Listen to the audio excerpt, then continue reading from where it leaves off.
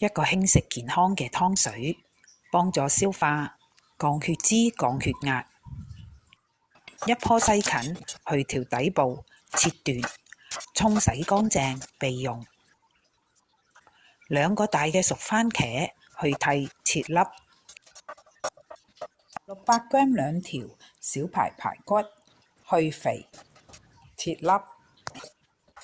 喺一煲滾水裏邊加入葱段、薑片各15g、60ml 米酒、8g 呢個小排骨粒，飛水5分鐘，沖洗乾淨備用。大火熱鍋以下1湯匙油，油熱15g 薑絲煎香20秒。600g 熟番茄粒，大火煮1分鐘。600g 已飛水嘅小排骨粒，火煮2分鐘。2000cc 滾水，蓋好轉細火煮1個半鐘頭。450g 西芹段，蓋好繼續細火煮半個鐘頭。